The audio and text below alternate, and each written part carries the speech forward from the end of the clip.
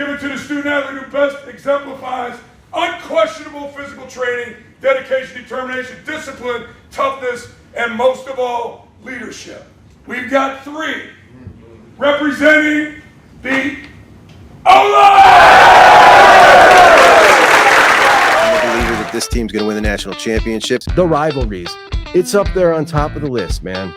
And if we allow them to devalue it, we lose a lot of what makes college football special. Don't let them do it. Don't let them devalue what it means to you. My son ate my steak. My son ate my steak because I was down here too long. How about that?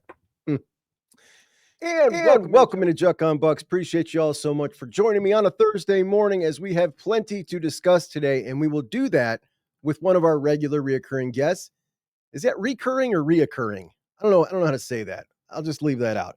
And we will do that today with one of our returning regular guests, Dillon Davis. We had Chris on yesterday. Today we'll have Dillon, and Dillon and I are going to talk about what he learned at practice on Monday and Wednesday, and then they're back at it again on Friday and Saturday. That's going to be the schedule for the first 3 weeks. Monday, Wednesday, Friday, Saturday. It's 3 weeks of that. Then there will be 2 practices on that 4th week. And then the 3rd practice that week is actually going to be the spring showcase. So that spring showcase, we've now heard Ryan Day talk about that 2 times since he originally told us wasn't going to be the spring game, wasn't going to look like it used to. And the last 2 times he's talked about it, he's kind of been a little more specific as to what they're going to do. And it sounds like, no, guys, we're going to do a little more football. It's going to look like football. And I don't know if that was maybe a change in the plans. Maybe he heard a bit of Juck on Bucks crying about it. And maybe he decided, all right, we'll let him have a little bit of football. It could have been, guys. And if so, you're welcome. But we're going to see a little more something that looks like football on that spring game. So that's good news. Now, as we work our way through week 1 of spring practice here, I don't think we can learn a ton, particularly there's nothing to learn at quarterback at all as far as positionally. That's not happening. Billy FESSLER talked about it today and said, we are not even anywhere close to having to starting that conversation, which we all know, right? But it's fun to talk about anyway. I don't think we can learn anything about offensive line. Obviously, you got Austin Siereveld starting at left guard or left tackle, and you've got Ian Moore at right tackle. But you brought in these 2 massive transfer tackles. So we don't know yet because they're not really working them in totally. But there are some other positions where I think maybe there are a couple of surprises. For instance, when we look at safety, Malik Hartford being the first man up instead of Jalen McClain next to Caleb Downs. I certainly thought that was going to be Jalen McClain based on him playing more than Malik last year, despite being a year younger. So I thought he was going to come in kind of leading that race at this point and would be lining up first. We didn't see that. But that's great news. That means Malik has really impressed upon them over the winter that he should be the guy starting right there right now. And Malik was a stud, top 100 recruit coming out of high school. He's gotten a little bigger now. He was a little thin. He's always been a hitter. So if he takes that next step, it'll be fantastic. The other thing I really wanted to bring up with Dillon, Caden McDonald at 1 tech, Edric Houston at 3 tech. And then you kind of have Will Smith, who is really getting a whole lot of press time. A lot of people talking about Will Smith as really impressing them so far in practice. Quite a few people have said that. I want to know what Dillon had to think. When we talk about Will Smith, look, no pads, so we can only talk about what they're seeing now. But we're just collecting little pieces of information. Now, I was expecting Jason Moore to be that number 3 guy on the inside there. He's got versatility. He's enormous at 6'6", 300 pounds. Will Smith only 280 pounds, and he just moved to 1 tech because he wasn't a fit at 3 tech. Now, Will Smith at 1 tech at 280 pounds, I don't know. I don't know if that cuts it. It can for part of the schedule, but when you go up against some elite teams, I just don't know if that's enough body. I really don't.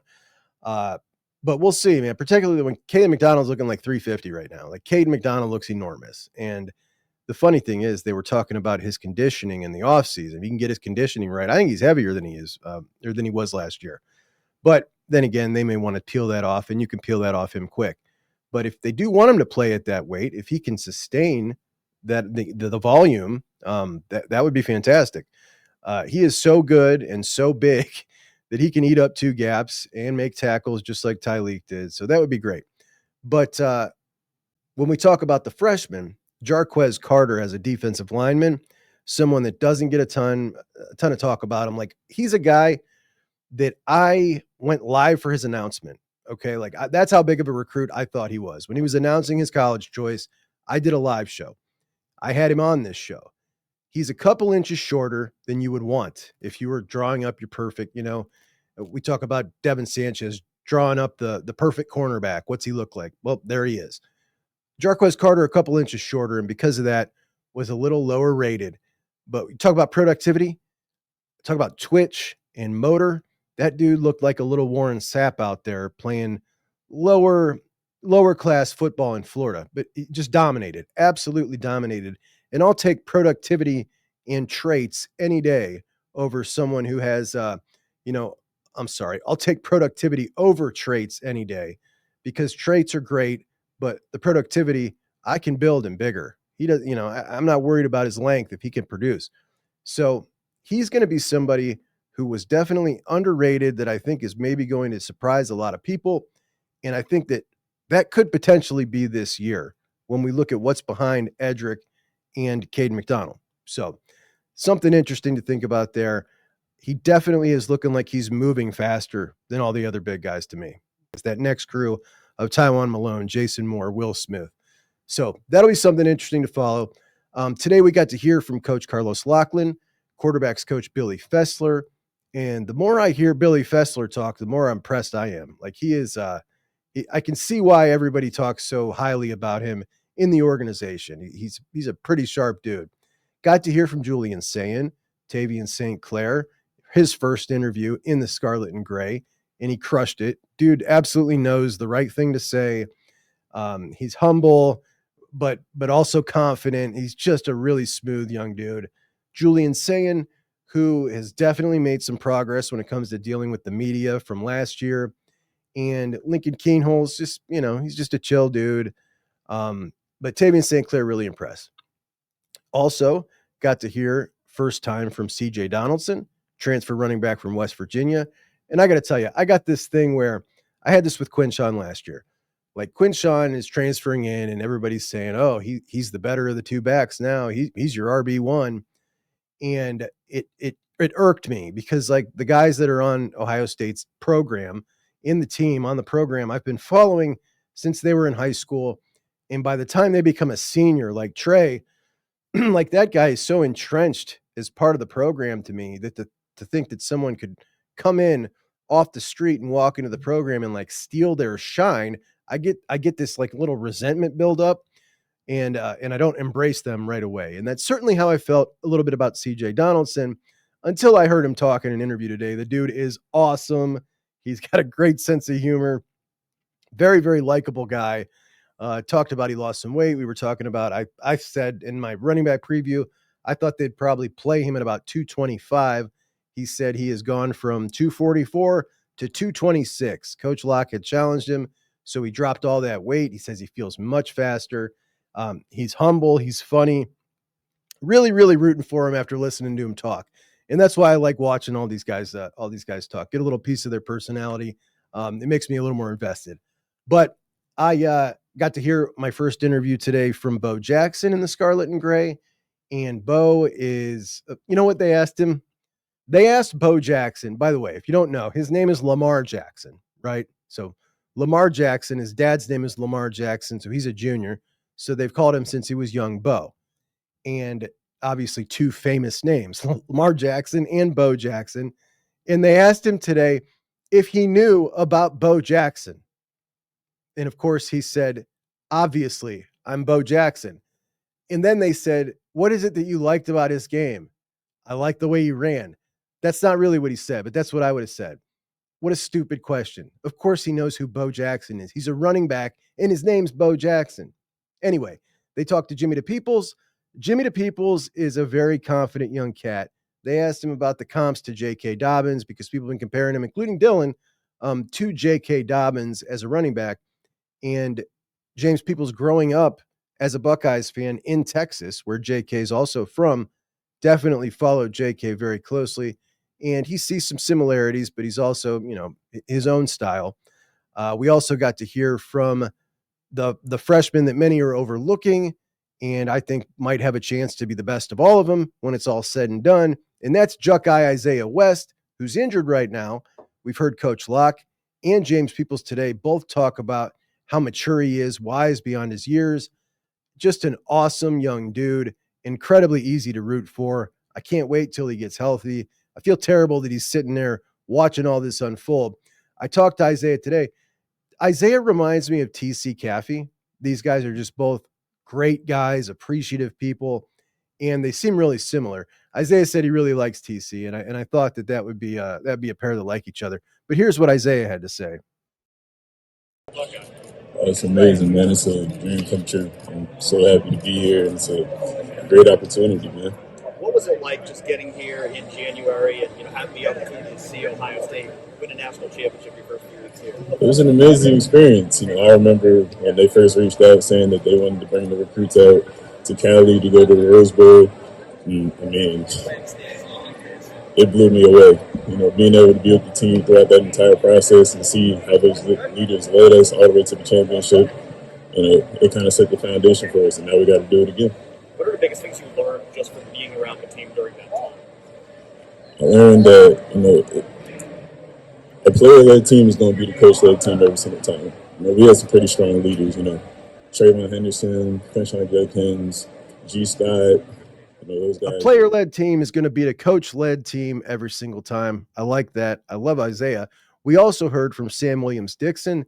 Sam Williams-Dixon entered the portal and then came back out of the portal after a month. And they asked him, why? Why'd you do that? And it was kind of sad, to be honest, listening to him. He said he was listening to the wrong people and he had to get control of his life. He said, I never wanted to leave. I was just listening to the wrong people. And repeatedly said, I got control of my life back. So I don't know. He didn't elaborate any more on that, but it doesn't sound like a good situation that led him into there. And you can certainly feel for, an 18-year-old guy who is getting bad advice from someone, lead him to do something that he doesn't want to do. So that was tough to listen to, but he feels like things are back in order. His relationship with Carlos Loughlin before wasn't really existent, and now they talk a lot, talk man to man, he said, and he seems like he's in a much better space. So that was really nice to hear for him. Anyway, before we move on to Dillon, we had some awards given out today. The Iron Buckeye, which I'll just let Coach Mick take it from there. Probably the most prestigious thing you can get in terms of strength conditioning in this program, the Iron Buckeye. The Iron Buckeye is not only voted by the leaders, strength coaches, trainers, everybody involved. It's a big deal, man. When you walk down that hallway, there's a bunch of names on there. You look at them names. Bunch of dudes, bunch of ballers. Give it to the student athlete who best exemplifies unquestionable physical training, dedication, determination, discipline, toughness, and most of all, leadership. We've got three representing the O-line!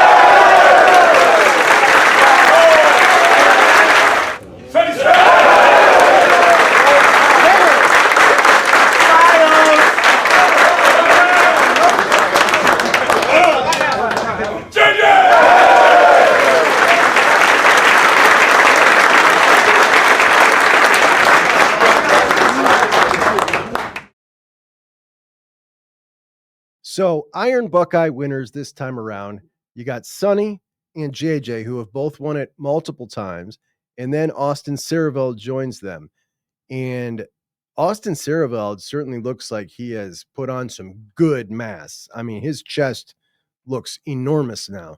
But that's really cool to hear Austin Siereveld join them. Like Sonny and JJ will be on that, again, forever until they're out of here. But Austin Siereveld, I think Josh Fryer got it once last year, so that was really cool to see him do it.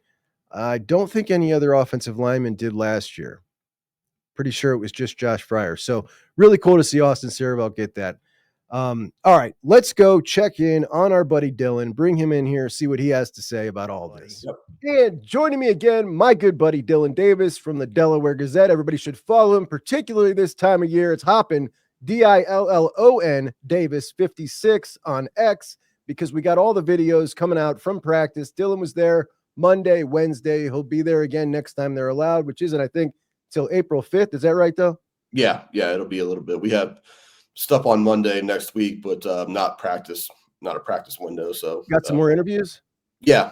I can't remember what the schedule is, to be honest with you, in terms of who on what days, but beginning on Monday, we'll be back there for player availability. So okay, sweet. I want to start, Dill, with just kind of going through some of these rooms and some of what you saw and heard in the interviews today. But I didn't talk a ton during the recruiting process about Tavian St. Clair because, and I hate how this works, but if you're a really easy recruit that doesn't give any kind of garbage, you get talked about so much less, which probably doesn't bother him in the least, right? But anyway, now that he's on campus, now that he's officially in a uniform, like, I'm just super stoked seeing him out there.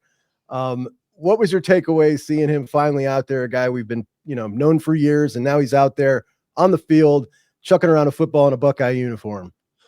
Well, I think obviously the first thing when you see him out there actually on the field in uniform and going through, various reps and things like that, is he just looks the part of a quarterback, a major college quarterback. I mean, the frame is just perfect. Could probably stand to get a little bit bigger in terms of adding some good weight, but everybody does and will in that program. So, but first and foremost, you just look at him and say, yeah, you can see how that guy's going to be a future potential All-American candidate, in an offense. And then when you factor in the tutelage of Ryan Day and what he can do to develop quarterbacks. So just physically impressive, without a doubt, which I'm going to say that probably a few times throughout the course of this conversation about guys being physically impressive. Right.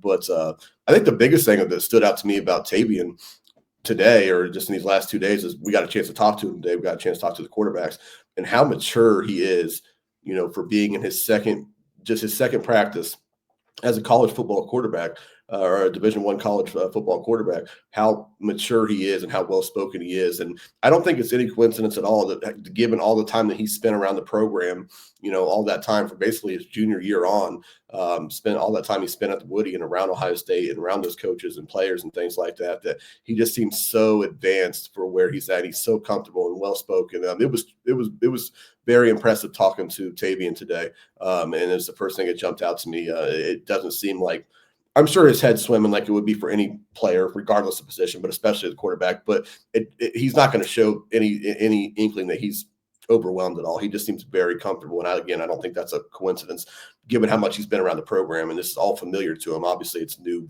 actually going through this, but just the surroundings, the coaches, some of the vernacular and things like that as well. It's not new to him. So that stood out to me about Tavian. I don't know. I'm not of the belief that Tavian has a real shot to be a factor in his quarterback race come August, but I do know that he's probably in a better spot than just about any true freshman could be in, given again his familiarity with the program. Yeah, I get overly excited sometimes about freshmen. It's and then I like seeing him out there today, just like in some clips where even like a handoff is looking a little awkward for him. And I'm like, okay, he's a freshman, right? Like, relax, dude, relax. But listening to Billy FESSLER today, asked multiple questions about Tavian being in the facility last year and how much that helped. And he was really tamping that down. Like, listen, guys, he was here. He had to go coach, run his offense at Bell Fountain. He was just here acclimating himself. And he certainly doesn't want to hear any of that. Doesn't want to say he's not even close to even having the discussion about the quarterback yet. So he is far away from that conversation. You got to talk to Julian today. He sounds a little more confident than he did last year talking. I mean, if we're talking like a Will Howard's a 10 and a Kyle McCord is a 3, I'd put him somewhere in the middle there. Agreed.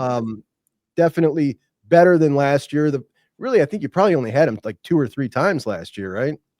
Maybe not even that. Once. Okay. Once. Yeah. We get pretty much all the guys during camp at some point, kind of the same way we're doing with the spring, where we, on a given day, we get a position group. And then certainly for quarterbacks, because there aren't as many in the position group, we tend to get all the quarterbacks on that day. I talked to Julian down in LA during Rose Bowl Media Day, so I got a second opportunity to talk to him. And that was nice to be able to talk to him, after basically a full season. And even then at that point, I was starting to get the feeling like you just mentioned, that he's starting to be, get more confident and certainly settling into where he's at.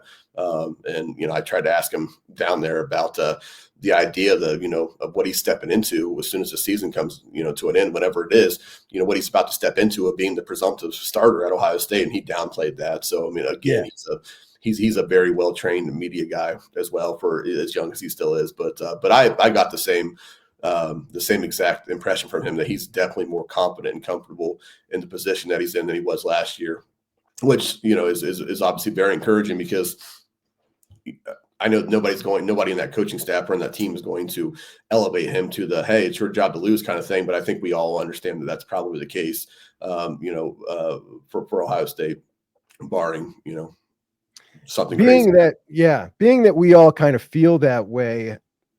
We know that Lincoln had said publicly, depending on how spring goes, he may need to reevaluate. And with Billy Fessler saying we're not even anywhere near that discussion, it didn't sound to me like he meant like we're not near that in 3 weeks. It sounded like 3 months kind of time frame.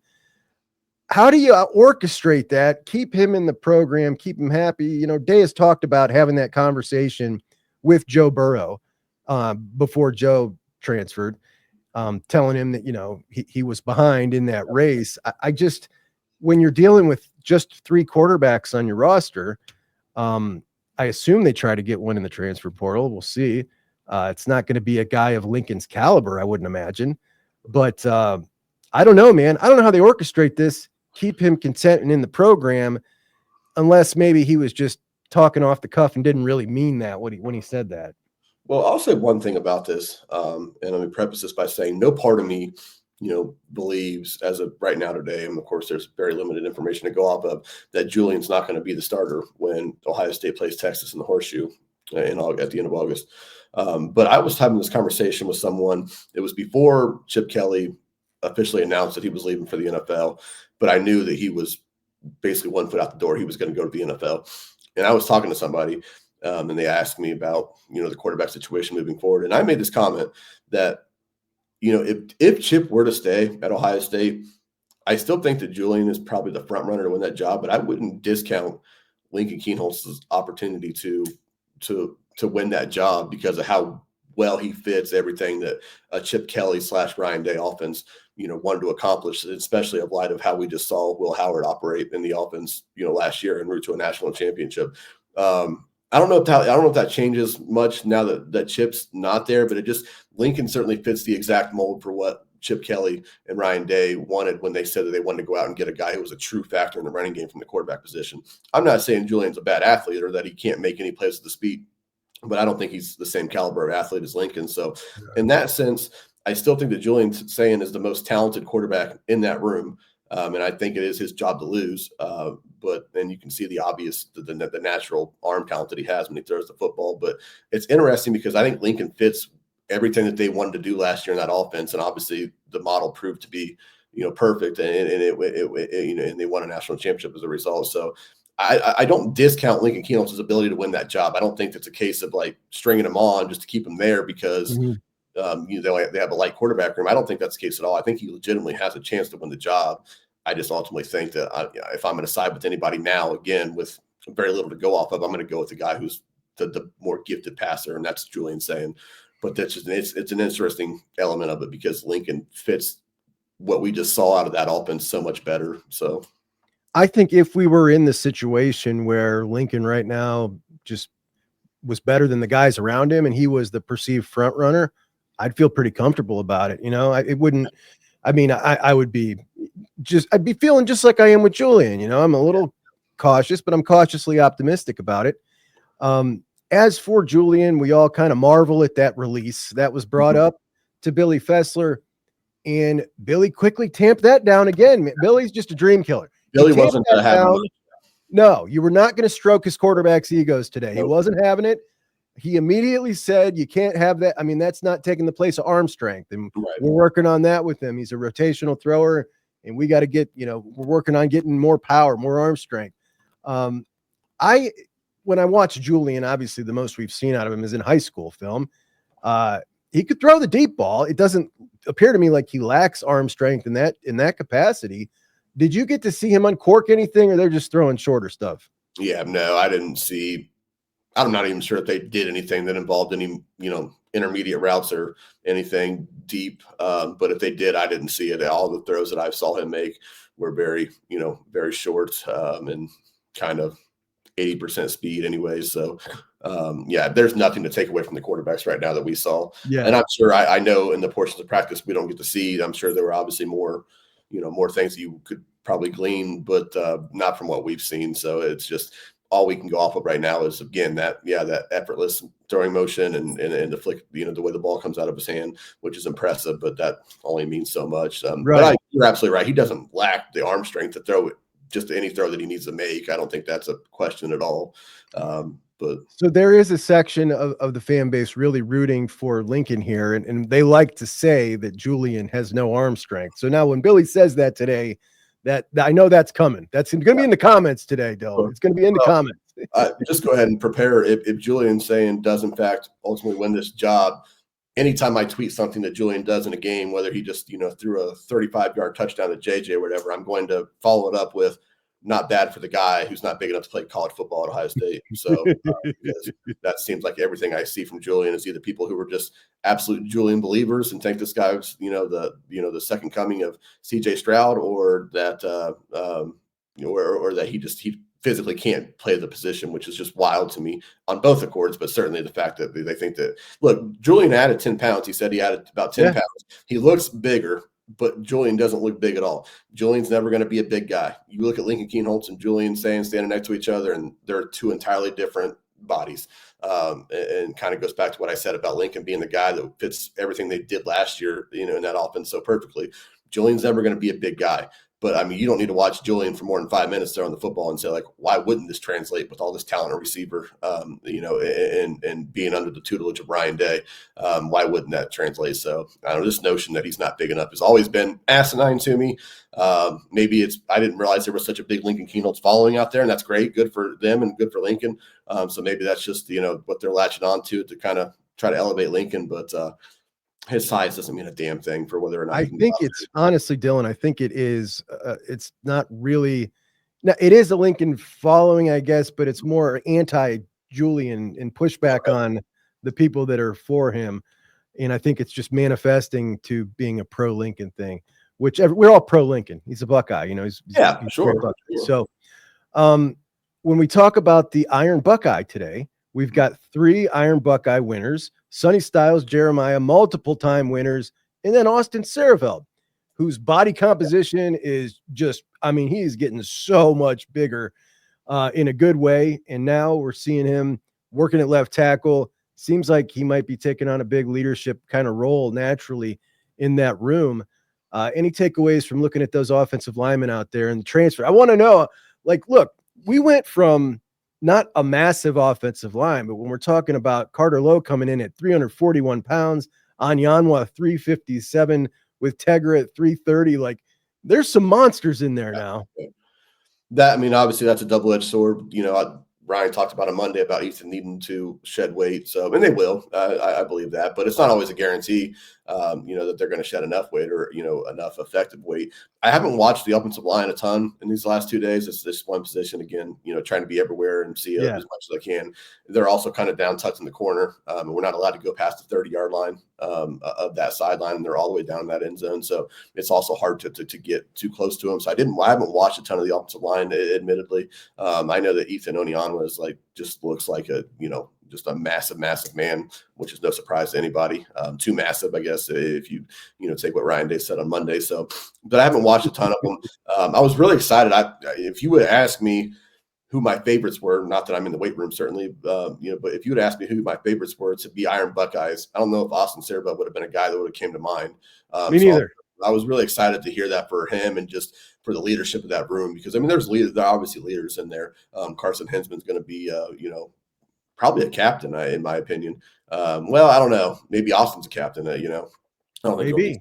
I don't think there'll be two captains from that offensive line, but there's good leaders in there. But for Austin to be an Iron Buckeye was basically the ultimate, tip of the cap to leadership. So that's awesome for that room. But I haven't watched a ton of the offensive line. And that's, something that the good thing about that is in camp, while it's hard to get close access to the offensive line during spring, where they're out on the field, it's the easiest access during fall camp, because they're the first thing out the door on the Woody where they practice at their little piece of the field. So I get to watch a ton of offensive line work during fall camp. So I'll tell you a lot more about what I think about the offensive line come fall. Because I'll get to see a ton of them there. One more thing I'll add about the Iron Buckeye thing, just as a side note, I know there's always a question that people like to talk about, and I always felt, and I think a lot of people probably agreed to, that this was the case. Sonny Styles being an Iron Buckeye just solidifies for me that he's obviously going to be the Block O Without a doubt. Guy this year. So I already thought that. I think most people did. But if he's an Iron Buckeye, he's going to be your Block O, and well-deserved. So you can probably go ahead and mark that down. So the conversation came up that, number one, there's no number 2 on offense this year, which is crazy. Mm-hmm. But that Devin is in 4 and JJ's wearing 4. And I'm like, Devin wore 6 in high school.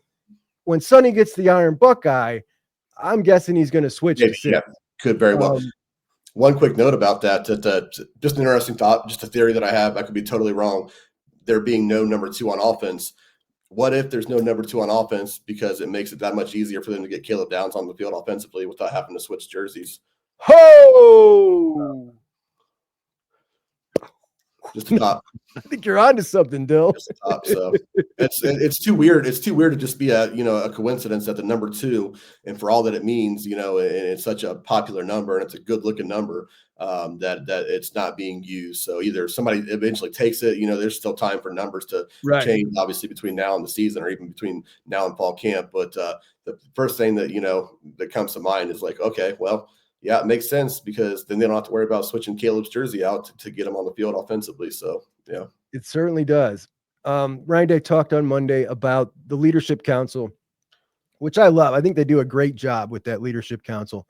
But one of the things that they said, and this was my first thought when I saw your pictures coming out Monday morning, was, oh my, that's a little excessive. Yeah. There's like 6 new banners, man. Like, I mean, it's cool for if it's 1 year, right? But like, I hope that's not the permanent plan, to keep up all of these banners from this one season, kind of like an act like you've been there before, which you have. Look at all those other ones.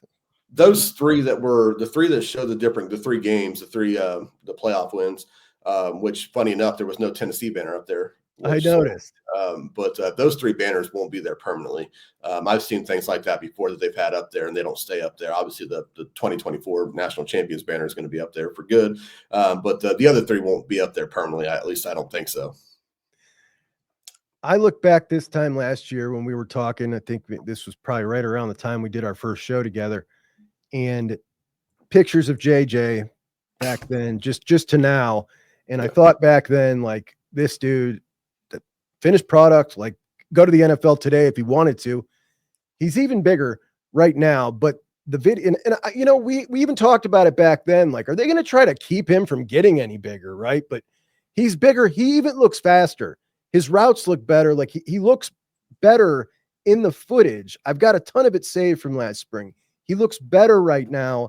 And I don't know if part of me didn't expect him to ever really get any faster or better, because he just looks so perfect, but he clearly is. It's very easy to spot. When everybody talks about JJ's legendary work ethic, it makes you think, for as good as this guy is, like, what's he working towards? And obviously I know that he can still get better, and he knows he can still get better, but it's like watching him, how amazing he is. But then talking about this work ethic, it's like, how much better can he get? And the answer is he can still get better. And, that's crazy to think, but you're right. He does look bigger now than he already did, which is insane. One of my bigger takeaways, one of the things I've watched the most the last 2 days, is like the receiver room in general. I think everybody knows it's in great hands. Obviously everybody knows the talent, but seeing it in person and seeing it on the field now, even though it's against air and a lot of these things, like, it's more than okay. Like, they're going to be probably the best room in the country again this year, even after losing a guy, as good as Emeka. And certainly JJ leads the way on that. And, where JJ can be, again, he's only a sophomore now. He's going into a sophomore year now. So you're talking about a whole nother year after this that he can still get better and bigger and continue to just work on his frame and in his body and all those things. It's just, I tried to not go over the top this time last year and talking about what people were about to see that they don't even realize yet. And even like now, it's like, I don't understand. I don't think it's possible. I can't convince myself that I'm not watching the best player that I've ever seen at Ohio State, regardless of any position. Because what he did last year and the fact that he's only going to get better and knowing he's only going to get better because there's nobody, he was an Iron Buckeye. He's going to be, I imagine, probably the first ever 3-time Iron Buckeye. He was an Iron Buckeye as a freshman. Again, now he's going to be an Iron Buckeye again, like just a relentless work ethic. He's only going to get better. I just don't see how he's not the greatest Buckeye I've ever watched in my life when he leaves Ohio State after next year. So I certainly wouldn't bet against he's kicking somebody off my Mount Rushmore by the time he leaves. And that's crazy.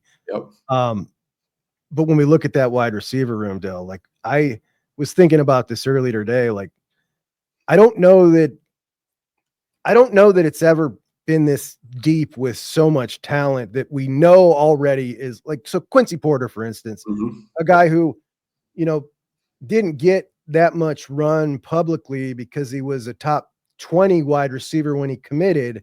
Then he had his senior year and it was like, oh my, Hartline's got himself another, and, finishes as a top 3 wide receiver in the country, a 5-star. He is so the dude at 6'4" and can move like that. If JJ weren't on the team, everybody'd be looking at him like, oh my gosh, this guy's got to get on the field. And Mylan Graham, we know what he can do. It's just like this guy, we've never even got to see him play. And then you got a guy who's slowly developed in Bryson Rogers, who I think is going to be really, really good. And he's having a hard time even seeing the field. You'll have him and Mylan Graham fighting to be that next guy up. And on and on and on it goes, man. Bodpin Miller's a freak. At some point, he's going to be excellent. And Phillip Bell even impressed me. Phillip Bell really impressed me out there in those videos. I was kind of taken aback. Des Jones is going to be something as a slot guy. It's just a ridiculous wealth of riches at that receiver position. Yeah, one of the fun things about these early days of spring practice when you walk into the Woody for these practices is, I said the same thing about JJ and a couple other guys last year. Obviously they're just some guys at that age who just look different than their teammates of the same age or same class and like that. And Quincy Porter is one of those guys who he just stands out like, oh, who's that guy? Oh, it's Quincy Porter. He looks like he's almost about ready to play now physically anyways. Obviously not of the same ilk as JJ, but nobody is, but still a guy who's ready to play physically. I was bullish on Mylan Graham last year. I really thought by the end of the year he would have carved out a little bit of a role and kind of pushed him into this year as a guy who's already showed some flashes on the field. Now he's going to be ready to take on a bigger role. That didn't materialize, but I'm still absolutely bullish on Mylan Graham. I know people are really talking about him a lot on Twitter after some videos and some clips from today or Monday or both, whatever it was. But he looks really good, and then Brandon Ennis looks fantastic. Brandon Ennis looks is as quick as he ever has. He looks like he's just about as perfect. You're never going to replace an Emeka Egbuka for so many reasons, but he looks like almost a perfect replacement for an Emeka Egbuka, and just in terms of skill set and ability, and I think leadership as well. I think Brandon Ennis was always a capable and willing leader, and I think this year he'll take another step in that regard as well. So I just think that Brandon Ennis fills in for Emeka almost seamlessly, and then you add in Carnell, obviously, and whoever that fourth guy is, whether it's Rogers, which he gets overlooked a lot, plenty of talent there, or whether it's Mylan Graham or some mixture of the both. It's as good as it's ever been. It really is, and we continue to say this year after year, and it just speaks to the remarkable ability for Brian Hartline to continue to get that room, to reload. So, it looks really good. But, Mylan Graham was one of the guys that I wrote down. I knew we'd talk about guys who stood out. Mylan Graham's one of the guys who I put at the top of my list of like, okay, that guy looks like he's ready to be a difference maker this year. So after you said that last year, I did a short about it, a little Instagram too. They call them shorts on YouTube, with some video of him from high school. And I think that maybe the following time we talked, you said something similar about Arvell Reese, who I want to talk about now, because I don't think Arvell, I didn't think he could really get any more perfect looking. Like the pictures coming out of there are like, oh my gosh, dude, he is just an absolute ridiculous monster now. Like he's crazy. It's wild. When Matt Patricia made the comment the first time we got to talk to him, whenever that was, 2 weeks ago, last week, I can't even remember, but he made the comment about always having big linebackers in New England, and for the college level, even at the Division I, the highest level of Division I college football, like you could not sculpt two better linebackers standing next to each other than Sonny Styles and Arvell Reese, and Arvell especially. Like Arvell, aside from JJ, or if you just want to go on the defensive side of the ball, there's not a better physical specimen on the team than Arvell. It's just that he looks like the perfect linebacker. So physically, it's amazing, and he played well last year at times, and he's going to get better. So I think that's coming there as well. But I was talking to a couple people, and there was a couple of videos that I had, and in the background was Arvell, and one of the guys actually said, like, who's that back there? I was like, oh, that's Arvell Reese. So even in the background, he's like getting people's attention on videos that aren't even centered on him. He's just in the background, and just your eyes gravitate. Who's that guy back there? And I think I made the comment last year, the whole first guy off the bus mentality of, who you sending off the bus to strike fear in an opponent. And Arvell's one of those first guys off the bus, bodies. So, but again, I just said this a little bit ago that I would say it plenty of times throughout the course of this conversation. I understand it's Ohio State, so, it's expected, but I don't remember, and I've been doing this, since 2019, and even before then, I've obviously followed Ohio State football, religiously. I don't know if there's ever Ohio State for the last couple of years, probably, but especially this year, I think, has ever been a more physically impressive team. It just seems like I was literally about to say this to you. I don't think that just going through all these position groups, as before we were about to talk, and I'm jotting down my questions, and I'm sitting here thinking, this roster to me looks more like a peak Nick Saban roster than I've ever recalled. Like it's just the depth of ridiculousness. And we'll get to running back, which is like starter after starter after starter after starter. They're just young. It's blowing my mind. It is such a collection of talent in an era where we were told you can't assemble this kind of talent anymore in one team. People, I know in recent years, people have loved to crap all over Mick Marotti. I never understood it. And look, I was just, I'm not afraid to speak my mind if I think something's not up to snuff, or I don't agree with something, or there's a problem in that program. I never understood the people who took issue with Mick Marotti. I think a lot of things, it was just kind of low hanging fruit to place on his head. But if you're going to do that, fine, whatever. But now give the man his flowers, because like there's a reason. Part of this is because some of these high school guys are just showing up to college, and they don't look like guys that I was in high school with, and I'm sure they didn't like guys you were in high school with. So part of that, there's an element of that as well. But it's not a coincidence that these guys look like that under Mick's leadership. And at every turn, whether it's Ryan, whether it's other assistants on a staff, whether it's players, constantly talking about Mick, and like he doesn't have them, held at gunpoint to make sure that they give a reference to Mick Marotti when they talk about their offseason. So the guy deserves his flowers, and the team just, you're absolutely right. It looks like as good a roster as we've ever seen in terms of just the build, physical build of it, a la those Nick Saban teams that were just the biggest NFL draft factory you've ever seen en route to winning multiple national championships. So when we talk about Mick, I think that he gets saddled with the dumb meathead kind of label. Like he's an old style meathead. He is like, I know my kind. That's what he is. But he's smart too. He evolves with the times, and I think they get the impression that he's just got to be stuck in his old ways because he comes off as a meathead. But no, he's definitely evolved, and you're right. The way they talk about him, they bring him up when he's not even in the conversation, and they bring him up constantly about what and the players bring him up too. So he must be great to play for as well. Yeah. In that linebacker room is Peyton Pierce, who's a guy I think I've really been high on for a while, but I think James Laurinaitis is really, really high on. And next to him, Garrett Stover. They were kind of the third and fourth guys up. But then you got Riley Pettijohn and TJ Alford behind him. And it seems pretty clear that Riley in particular is just kind of a next level athlete, next level physical specimen, and seems to really be head down grinding since he got there in all the right ways. Is he a guy you think we might see this year? Yeah, it's hard to say that. I'm not going to go on a limb and say that we'll see him this year, just because I haven't seen enough of him. And admittedly, just in what little I did, it looks like he probably needs to add to his frame a little bit to be able to ready to play and take that kind of beating that a Big Ten linebacker is going to have to take. Now, I've been on record going back to late stages of the last recruiting class and saying, now again, I'll preface this by saying this is before I got to see Devin Sanchez in person, but I was on record as saying like Riley Pettichon was my favorite recruit in that class. I was so excited for Riley, still so excited for Riley. You did say that, yeah. Yeah, and I think he's going to be a great player at Ohio State. Would I say that it's going to be now this year to some degree, or if he's going to have a role? I don't know if that's the case. I would venture to say if he sees any kind of meaningful playing time this year, that things haven't gone according to plan, whether it be injuries or whatever the case may be for the Ohio State linebackers. But again, I couldn't be any higher on Riley Pettichon. And so I don't know. And again, that could change. Come fall, there's still a ton of time. And I don't think people realize this. Ohio State, about 2 months they've had to truly have an offseason in terms of getting in the weight room. Yeah. Interesting.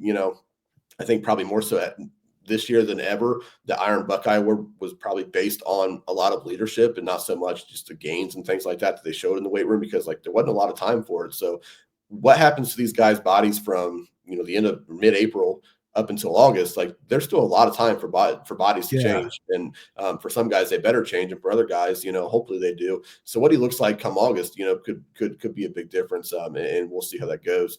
But I wouldn't go on. I wouldn't say that he's going to play a lot this year as of right now. But he's talented enough to. I know that much. So anything could happen. Did you get a look at any of Juck Keenan Bailey's room? Max Clare? How about Clare? Well, okay. I've seen a little bit of the tight ends, but it was all pretty much just. And again, for people who don't. The first two practices are just, it's all on air. I haven't seen a single thing where people are going, live against others, even, and just without shoulder pads. I haven't even seen them.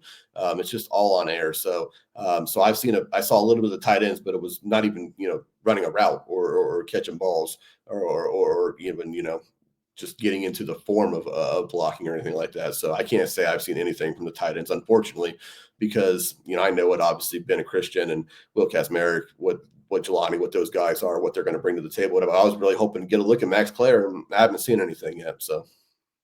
So when we go to the running backs, CJ Donaldson, I don't know if I would call it an impressive career at West Virginia. He was so, but that was at 244 pounds. He comes into Ohio State. I thought that he would play at about 225 once they got him right. He said he went from 244 to 226 already. I didn't expect it to happen this quick, but Coach Locke had challenged him. And sometimes it blows my mind that there are other college football programs that run like this. That was so simple to just get this dude to 225. Right. He said he's already noticeably way quicker. He certainly looked pretty good in the videos you were showing of the running backs today to me. So the very first thing that I did on Monday was sit and watch the running backs, because again, it was the first thing that you walk up to essentially is, I guess, the defensive line and the running backs. So I spent a lot of time on Monday watching the running backs, and I spent a decent amount of time again today watching the running backs, because I just can't get enough of it. I've already said in the past, I know that it's an unproven room, and there are a lot of people out there who are concerned about the running back room. I believe somebody on the beat maybe even mentioned that they wouldn't be surprised if Ohio State looked for another running back in the portal, which blows my mind. It doesn't make any sense to me whatsoever. And I don't believe that at all. But even having already felt like that, and that part of that was because I'm so big on James Peoples. I think James Peoples is, ready to go be a 1,300 yard back this year. But after seeing it in person as well, I'm not concerned about that running back room at all. Not at all. Not one bit. And a big part of that is because of what CJ Donaldson looks like, that he slimmed down. I mean, he's a big dude already. And even slimming down, he's still very, very big. He's still going to run with the power that, was, probably his trademark at West Virginia. Again, it wasn't, like you mentioned, it wasn't anything spectacular at West Virginia, but he was solid and effective. Yeah. And I thought even at the weight that he played at West Virginia coming to Ohio State, there's still a a place for that, whether it be Yeah. short yardage or in the goal line, Mayan Williams kind of guy. But he looks like he's maybe more of a every down back that the Quinchon was, as opposed to a more of a just a certain down, certain situation back. So, and that's saying nothing of the guys behind him. Man for man, I put a video up today on Twitter. I'm sure you just saw, like, man for man, like, that room is physically impressive. Like, it's just go down Yeah, the line. it's They just all look fantastic. They look fantastic. Yeah. With all that being said, James Peoples looks like he's on another level than the rest of that running back room. I continue to just beat that drum that James Peoples is about to have a big season. And I want to preface one thing. I want to say this. So any Ohio State fan who falls in the trap of trying to compare this running back room to what we saw with Travion and Quinchon, you're setting yourself up for disappointment, because that's not normal. That's not going to happen most years, or maybe ever again, to that level that we saw with those two guys sharing a running back room, being healthy for the entire season and having the success they did. It's not normal. So if you're holding them to that standard, you're going to be set up for disappointment. With that being said, this running back room still has a chance to be very, very good, and everything Ohio State needs it to be to go on another late run. So There's a lot of that, Dylan, not just with the running backs, but comparing this team to last season's, and that's not what you need to beat. You need to beat the rest of the country. Yeah. So we look at the rest of the country's running backs room, and when we look at this one compared to the rest of the country, I like the pieces, man. I love Bo Jackson. Bo looks like he's ready right now. I think he's going to get a lot of run. Isaiah West is injured right now. We hear the way Carlos Loughlin talks about his maturity. We heard him talk today. I think he is really, really underrated. He's physically ready right now. Locke said he feels that way too. And one thing I know about him is he will have the mental reps down for the blocking assignments. So I think you're going to have two freshmen that are kind of workhorse 3-down guys that you'll be able to play if you need to. Of course, you got Sam coming back. And what he said today kind of made me sad, bro. Talking about the reason that he entered the portal and came back out of the portal was he was listening to the wrong people, and he took control of his life back. It was like, that's kind of sad to hear, dude. Well, it's kind of a warning too. I'm sure this happens way more than we would ever even begin to know for guys. And there's probably a good life lesson in general in there, not just for guys, talking about potentially making changes, but yeah. Turbo not here yet. TC Caffey, I think one of the best walk-ons in the country. Yeah. I mean, just dude after dude after dude. Yeah. That room's fine. That room, I understand why it was somewhat of a concern, just because anytime you're going into an Ohio State season where there's not a lot of proven depth, there's not a lot of experience there, you're going to be a little bit concerned, because it's certainly not a guarantee that it ever materializes. But I couldn't be any less concerned about that room now. They'll be plenty good enough to do what Ohio State needs to do, and I don't think just good enough is. They're better than good enough. And once again, that starts with James Peoples, because I truly believe James Peoples is going to emerge as one of the better backs in the country this season.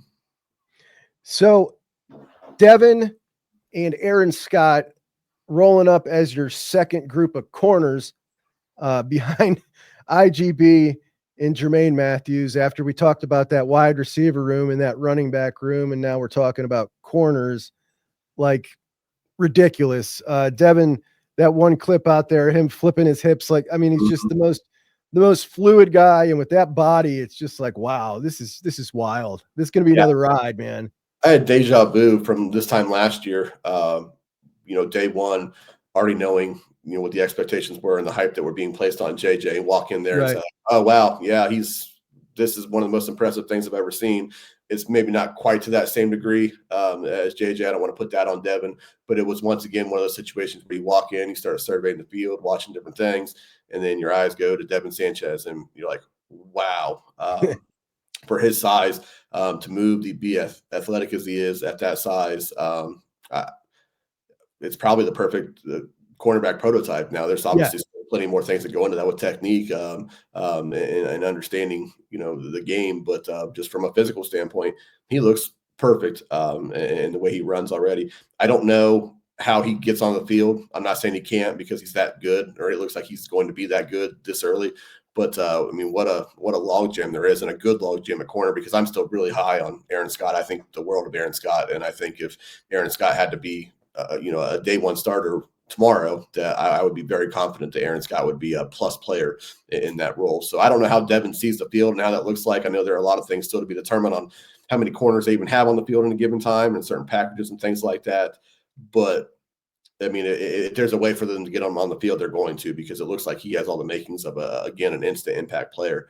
So impressive. But even if he doesn't, let's just say he doesn't, which says a lot of IGB, and I still really high on Jermaine. Even if he doesn't see the field, like the fact that those guys are just waiting in the wings, and IGB will be gone.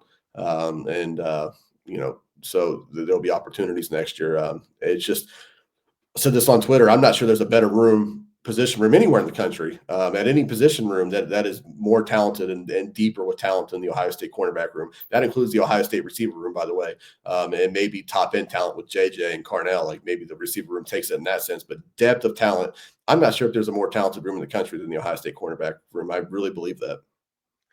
Can you imagine the first big game holding penalty or pass interference penalty by IGB if Devin was sitting on the bench middle of the season? Oh, yeah. I've already seen, because I posted a video today of Aaron and Bryce West and Devin out there on the field together going through some drills, and made the comment that, this is your second group. Like, it's an embarrassment of riches at Ohio State that this is your second group of cornerbacks. And I already had a bunch of comments under that of people talking about IGB better, better get better, or Devin Sanchez needs to start over IGB and all these things. So yeah, I mean, in that first game, in that Texas game, without ever having seen a snap of Devin Sanchez in a real football game in college football, that first holding call or that first PI call on IGB, Twitter is going to just be in flames talking about putting Devin Sanchez on the field. Yeah, I am ready for that, because that's just part of the Buckeye football experience, and I'll gladly take everything that comes with that to have Buckeye football back again. But to some degree, I'm not ready to go through all that. I was waiting to see who was going to push Lorenzo at nickel. Bryce was in there day one. Was he in there today, or did they rotate? Yeah. Okay. Well, from what I saw, Bryce was working in that spot. So, take that with a grain of salt. Just, I only watched the corners for probably 5 minutes, and they were just through one drill. So in that drill, he was working in that slot corner position, but I don't really know what that means. I know it doesn't mean anything, big picture, but also, I mean, it means something, I guess I should say, because if they're putting him there, it's not just like, hey, Bryce, just go play this position, even though you don't have the slightest clue, what we're asking you to do there. So it means something, and good for Bryce. If that's I could see some Jordan Hancock in this game. So. I like him a lot. All those position groups we just talked about outside of quarterback, which, obviously you're not going to know till you know, but all those other position groups, I feel great about, man. Those are top notch outfits. Those are top groups.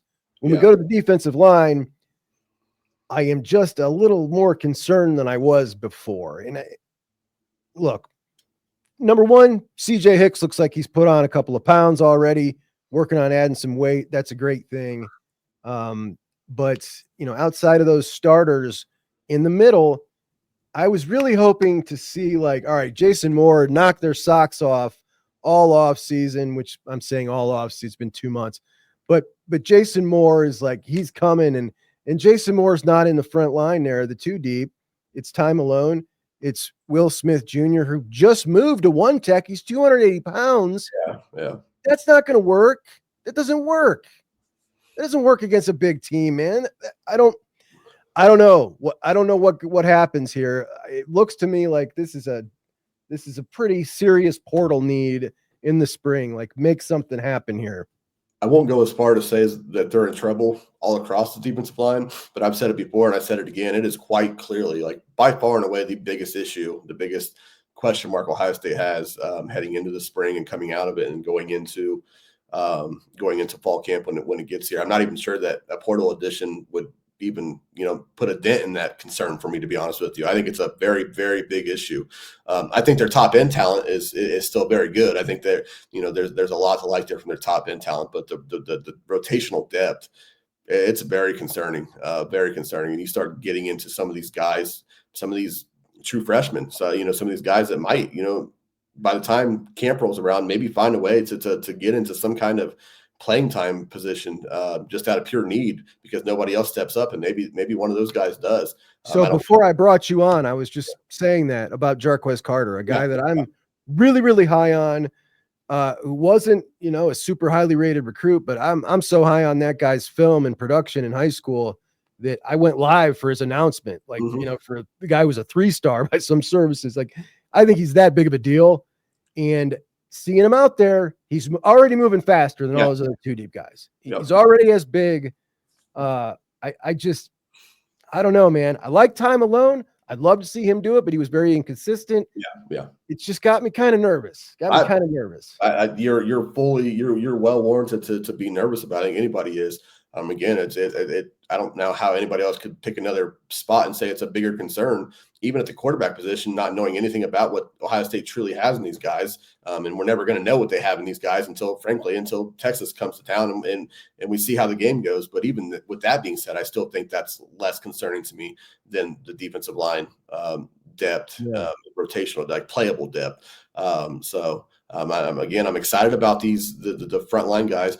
It's spring football season, so I'm going to say once again that I'm really excited for the prospect of CJ Hicks this season because I say it every year in the spring. And so, but I think this year, that's just part of the spring, rite of passage. So, but I'm really excited now that they're going to stop trying to, force this round peg into a square hole. I think that CJ Hicks has a real chance to carve out a really nice role that suits him better and allows him to be the athlete that we always knew he was.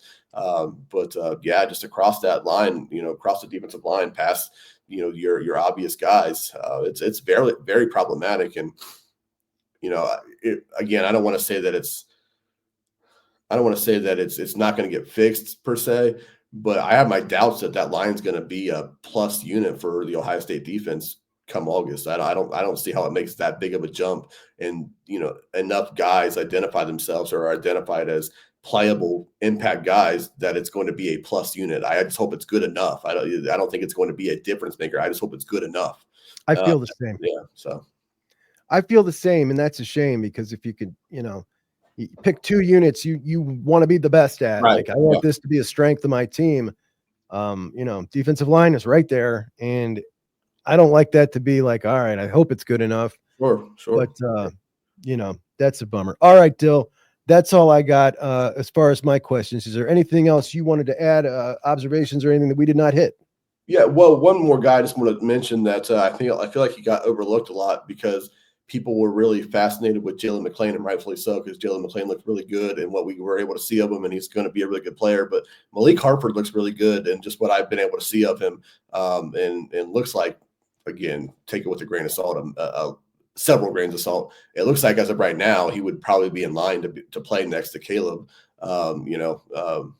If they had to play tomorrow, which is kind of silly to say because they don't have to play tomorrow or next week or next month. But for right now, I think Malik Hartford is probably, that guy. And again, we got to see a glimpse of him having to play in a tough spot because of injuries, and he played really well in that. And then it seems like, from that point on, he just kind of got overlooked, and people became really enamored with Jalen McClain once again for a good reason. He's a great player, but people should refamiliarize themselves with Malik Hartford because I think he's a really good player. We've seen him show flashes of being a really good player in a real game setting at that too. And I think that's a guy that he looked, from what I saw, what little I was able to see, he's looked impressive through a couple of days. So that's a guy. An interesting situation. See, I think Jalen McClain is going to be an NFL dude, and for him to play more than Hartford last year, now to enter into spring with Hartford walking in first,